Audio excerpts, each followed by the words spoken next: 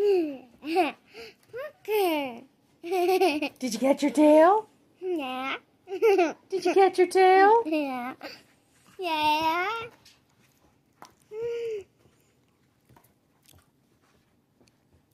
Maggie.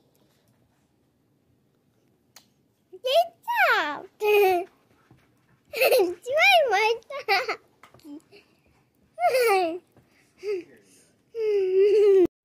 Hey everybody, this is Laura with McLeod Homesteading, and I am here because my sweet, lovable 16-year-old that I love so much cut some wood for me the other day to work on a project, and I went in the basement yesterday to check on some things, opened up a freezer.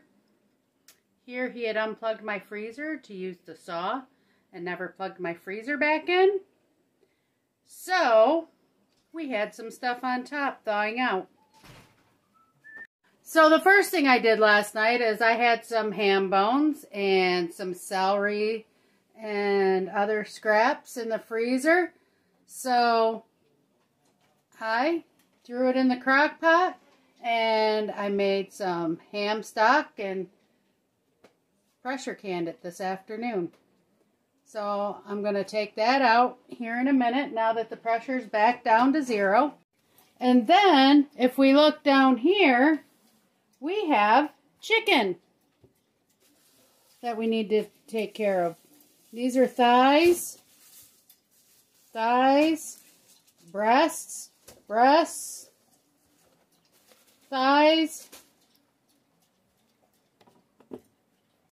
Now I myself, I have never in my life canned meat. But I have canned things like goulash with meat in it, and it's been good. So this is going to be my first attempt ever at trying this. So please bear with me. But I'm going to bring you along as much as I can. And I've watched videos on YouTube on how to do it. So hopefully all goes well. So let's get going. So as you can see, first off, I took, one just sealed. I took my ham broth out of the pan. All looks really good, nice and brown. See, it's still bubbling and boiling in there. That's pretty kind of cool, ain't it? So we'll just let them sit. That one's sealed. That one is sealed. That one is. This little one back here, you can see the bubbles about ready to. Look at that. Didn't come back up. It's sealed. So. Alright. So let's get working on the chicken. Alright. So I'm first going to work with the chicken thighs. So each of these packages has 4 of them in it because there's 4 in our family. So I'm hoping, I've got these wide mouth jars and I'm hoping I can squeeze all 4 of them into it. But the first thing I am going to do is I am going to place some spices in the jars. Alright, I'm going to use my canning salt. I'm going to put a teaspoon in the jar. I'm going to put a half a teaspoon of toasted onion and a 1/4 teaspoon of garlic powder for our spices. And then, let's see. I don't know. I bet you I'm not going to be able to get all 4 in this. Nope. I'm going to need bigger jars. Well, that stinks. Alright. So, the pint was not big enough to put all 4 of them in. So, we're going to have to use quarts.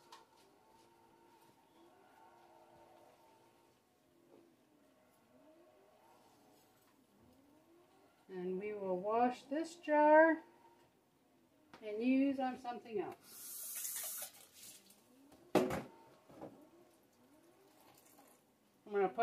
extra canning salt in this one, since I lost a bunch from the chicken juice.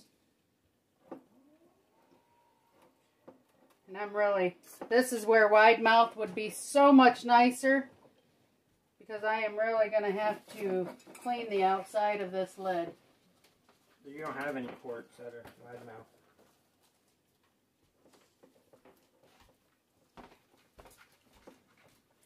Alright, so 4 of them fit in a quart pretty decent.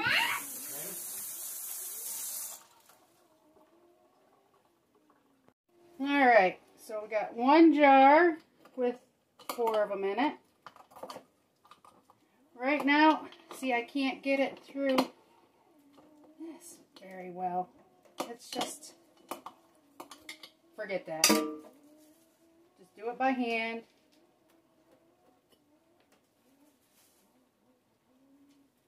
And we'll clean the lid real good.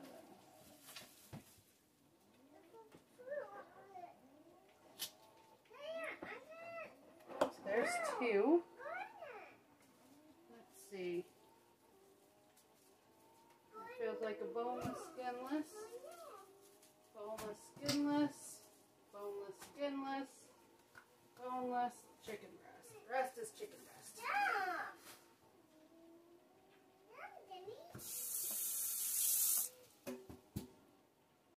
Okay, so there is only 2 boneless, skinless chicken breasts. And it says to take out any excess air. But it also says that you don't add any liquid because of being raw packed.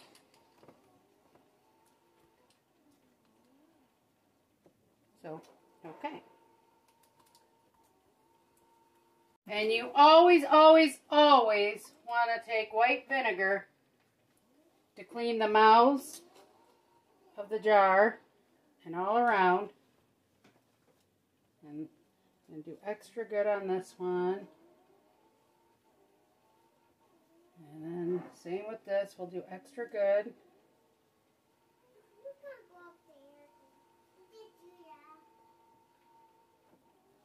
I'll make sure it's nice and clean. And then we'll put the lid on. Oops, wrong lid.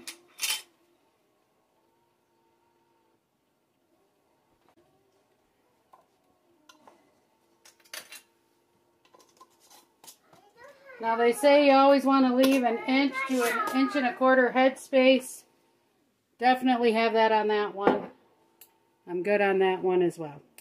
So I'm going to put these in the pressure canner as I wait and get the chicken breast all cut up.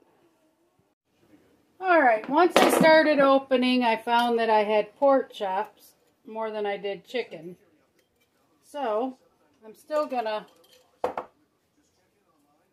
just do a tablespoon of canning salt, a 1/2 teaspoon of onion, and a 1/4 teaspoon of garlic. And then I'm going to just drop in my pork chops.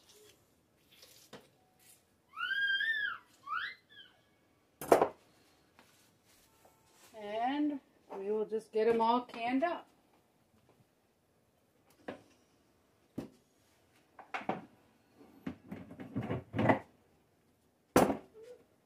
My other container of canning salt.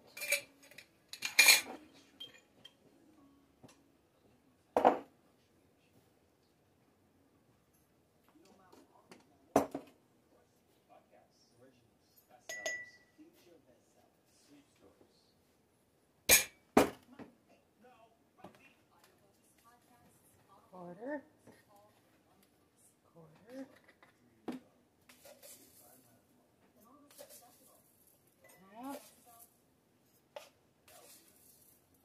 Half.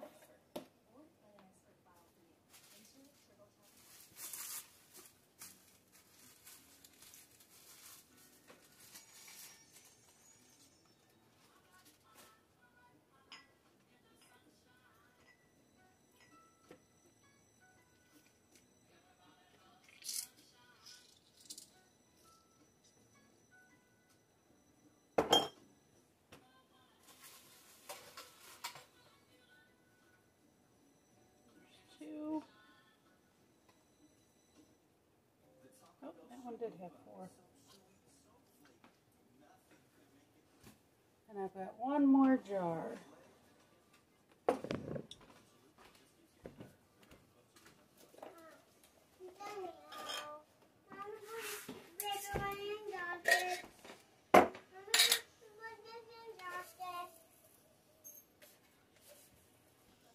Okay. All right, honey.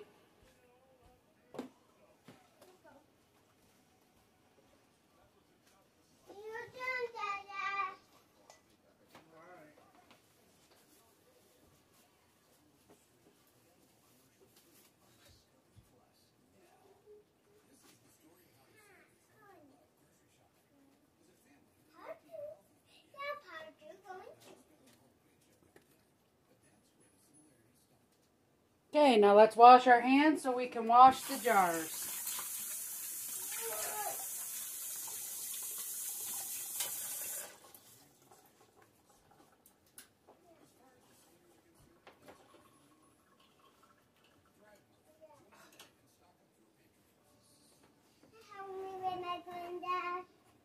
All right, so again, use the white vinegar to clean your jar lids. And again, you don't put any liquid in it.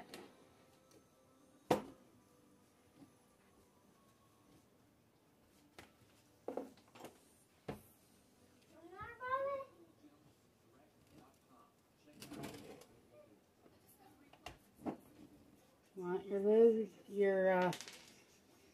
nice and clean.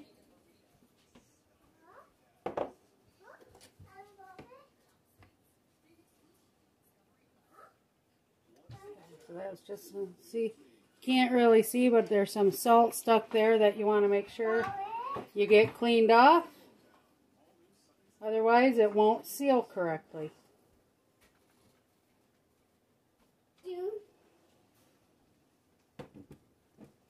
Now we just put the lids on.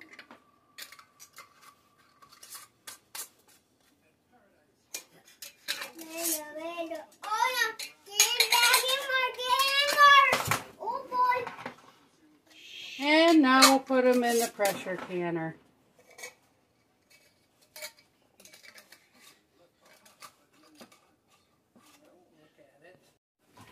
Alright, so we've got them all in the pressure canner now, and the quarts of chicken need to pressure can for 75 minutes, and the pints of pork chops need to pressure can for 75 minutes to 80 minutes, and at my altitude that'll be at 12 pounds. So I will show you if we're successful or not when we're done.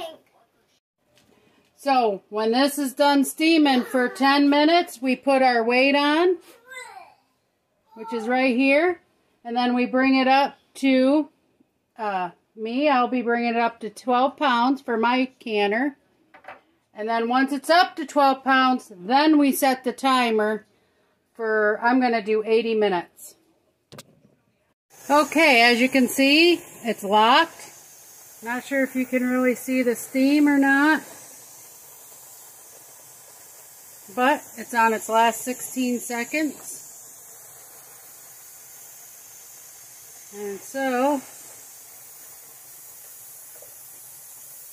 you can't really see the steam. So we will put our weight on. And now we will wait for it to come up to 12 pounds. Alright guys, the timer's about to go off. We've got 20 seconds. I ended up doing it for 85 minutes just to be on the safe side. I figured do in between the 75 and 90 minutes.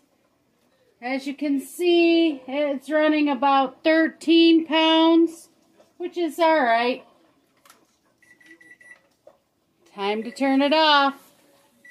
So, timer's off, heat's off.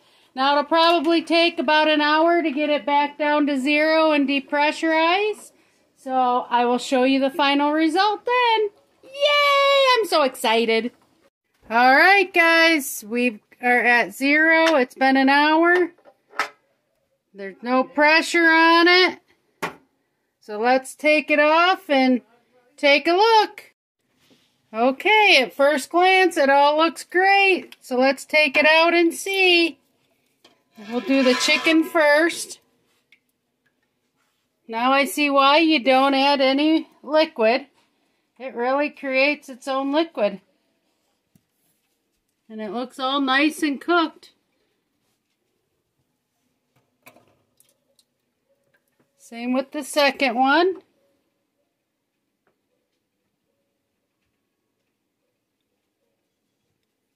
Now let's look at the pork. Ooh, that really did make its own liquid too. Can you see that? So it all looks really good. All nice, looks all nice and cooked. Alright guys, there we have it. The pork chops all cooked, the chicken all cooked, and the ham broth all done. So now we're just going to leave this stuff here to sit. That's already sealed. That one's not yet. That one's sealed. That one is. That one is. Chicken is. So, I would call that a success so far. I think it's fun watching it boil and stuff as it just sits there.